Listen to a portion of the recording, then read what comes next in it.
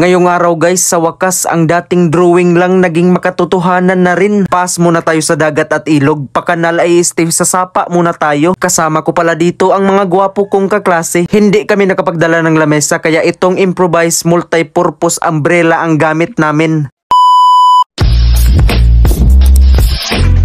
At ayun na nga, panibagong handsome video na naman. Panibagong kagwapuhan na naman ang maibabahagi ko sa inyo. Kaya tara, samahan nyo ako mag nature trip na naman. Puro ka na lang nature trip, Francis. Hindi ka na nagbabasketball. Di guys, wala kasi akong gaanong time maglaro ng basketball. Ang hirap kasi maging celebrity. Focus ka na lang palagi sa itsura mo. Hay nako, ang pogi ko talaga. Pero baka next week or next month, may mabalitaan na kayong Francis Pogi. Ginulat ang buong campus. Basta, abangan. Kidding aside no, dito na pala kami ng aking mga kaklase nagtipon-tipon kasi sabay kami pupunta sa bukid. Nature trip nga hirap naman kung pupunta kami sa mall. Gamit pala naming service ay ang sidecar ng aking kaklase na kinuha pa niya sa slaughter. Tapos kay Kibot Mitsubishi 1999 model. Ay sus, anak nang magpapahuli pa ba ang ating Mio Papart? First time kong pumunta sa destinasyong ito. Sobrang liblib na bahagi na yung napuntahan namin. Kinakabahan ako baka mapunta kami sa Encantadia.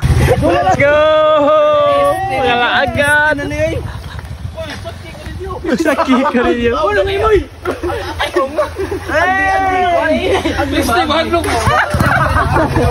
At so ayun na nga, andito na kami. Mga ilang minuto rin bago kami nakarating pero grabe, hindi man lang nakitaan ng pagkahagard. Hindi ko maintindihan kung ba't ikaw ang napapagtripan. Nature trip na naman kasi malapit na ang preliminary examination namin. Deserve namin to ng mga kaklasiko, especially sa akin. Quick escape muna kasi ang hirap pag meron kang ginagampanan sa eskwelahan. Ikaw ba naman campus crush? Sino bang hindi mapapagod niyan? Ito pala ang mga baon namin. Inihaw na baboy, kinilaw na isda at kanin. Alam nyo naman pag bigla ang gala, hindi yan nakakapag-ready. Hindi kami nakapagdala ng saging pang budol fight sana. Kaya itong improvised multi-purpose payong ang gamit namin. Ay aba, food trip na naman ang mga pogi. Di ko pala nasabi sa inyo no na andito kami sa Barangay Bagong, Ormoc City. Guys, meron talaga tayong mga kaklase na taga malayo. Nagbo-boarding house na lang at dumidiskarte para may maiulam araw-araw. Kagaya nito, i-bring home pa daw niya at iinitin. Syempre, joke lang. Uy, nakaranas din ako niyan. Grabe guys, ang linaw ng tubig dito. Tapos kami ito, tamang backstab lang. Ay,